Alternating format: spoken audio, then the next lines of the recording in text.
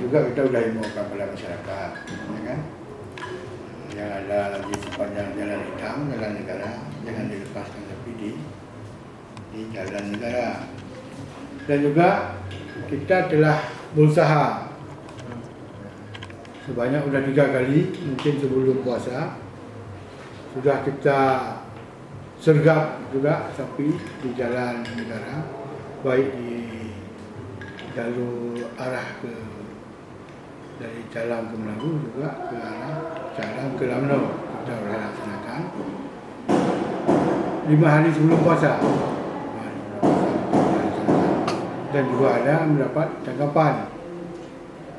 Mungkin di masyarakat kita ni bagaimana? Sudah kebiasaannya kalau tidak ada razia sapi mungkin dilepas juga sama di Calang.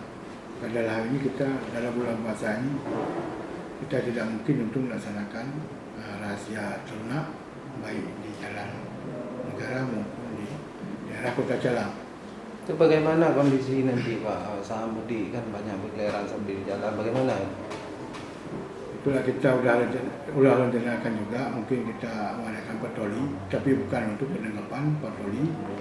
Yang kita laksanakan mungkin dua kali dalam bulan puasa dan juga nanti untuk untuk Jumatan kita akan laksanakan juga sebagai peringatan. Apa sanksi Pak diberikan kepada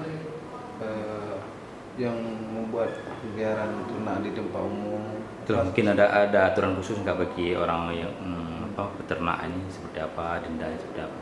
Ya, kita yang sudah kita laksanakan, kita sesuai dengan kanun 65 tahun 2013 itu dikenakan sanksi satu sapi atau kerbau 75.000 dan juga kambing dan domba itu 40.000 per itu 1 ekor dendanya Jika berkeliaran? Jika penangkapan menangkap itu, apabila ternyata sudah kita tangkap itu, walaupun hari itu juga kita tetap tubuhnya 40.000 bagi domba dan kambing, dan juga bagi sapi dan kerbau itu 75.000. Tapi kalau 2 hari itu berlipat dari 75.000 kayak sapi itu dengan kerbau itu menjadi 150